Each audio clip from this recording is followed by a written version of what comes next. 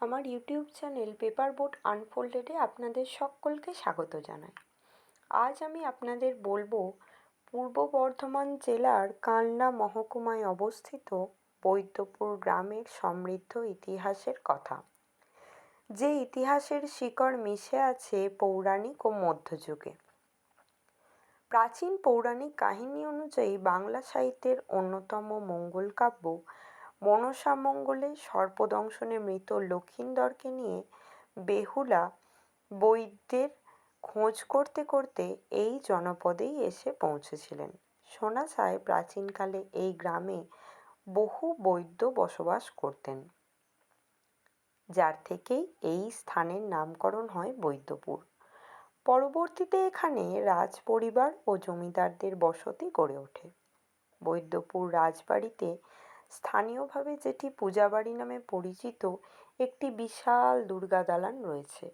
দুর্গাপূজা ছাড়াও কালী পূজা, সরস্বতী পূজা অত্যন্ত সমাদরের সাথে পালন করা হয়।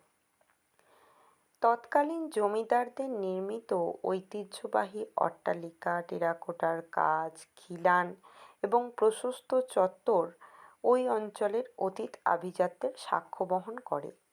এই অঞ্চলের বিভিন্ন স্থাপত্য আজ ধ্বংসাবশেষে পরিণত হলেও একমাত্র রাজবাড়ির কিছু সদস্য এবং দেখভাল করার কিছু লোকের জন্যই এই পূজাবাড়িটি মাথা উঁচু করে দাঁড়িয়ে আছে এবং ওই ঐতিহ্যের সাক্ষ্য বহন করে চলেছে। পূজাবাড়ির সদস্যরা দুর্গাপূজার সময় এই বাড়িতে এসে জমায়েত হয় এবং ভক্তদের জন্য কোনো বাধা নিষেধ থাকে না যে তারা ছবি তুলতে পারবে না, বসতে পারবে না অন্য সময় এসে। উপরন্তু এখানকার স্থানীয় লোকজনেরা এই অঞ্চলের ইতিহাস বলতে আরও বেশি পরিমাণে মানুষদের কাছে স্বাচ্ছন্দ্য বোধ করেন এবং তাদের মুখ থেকে বিভিন্ন ঐতিহ্যের পাশাপাশি এই মন্দিরের প্রধান দেবতা রাজরাজেশ্বরের সম্পর্কে আমরা জানতে পারি।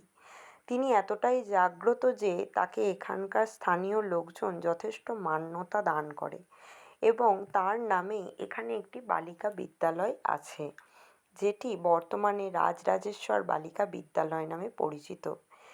দেওয়ালের পুরনো ঐতিহ্যের স্মারকগুলো আমাদের মনে কিছু আনন্দের ছাপও বহন করে, আবার কিছু পুরনো স্মৃতি জানার জন্য কৌতূহলীও করে তোলে। এই অঞ্চলের ঐতিহ্যের মধ্যে অন্যতম অপর আরও একটি ঐতিহ্য হলো রথযাত্রা ও রথের মেলা। বহু প্রাচীন এই অঞ্চলের দেওয়ালের ভগ্নাবশেষ এখনও নানান গল্পের সাক্ষী এবং সাথে সাথে এখানকার মানুষেরাও সেই গল্পের বর্ণনা আরও সুন্দরভাবে দেয়, যাতে সেই ঘটনা যেন আমরা সামনে ঘটতে দেখতে পাই। এই রকম বিভিন্ন আরও ঐতিহ্যবাহী ঘটনা জানতে হলে আমার চ্যানেল পেপার বোট আনফোল্ডেডকে আপনারা সাবস্ক্রাইব করবেন, একটি লাইক করবেন এবং পর্যাপ্ত পরিমাণে কমেন্ট করবেন, যাতে এরকম বহু পুরনো রাজবাড়ির ঐতিহ্যের ইতিহাস আমি আপনাদের সামনে তুলে ধরতে পারি। ধন্যবাদ।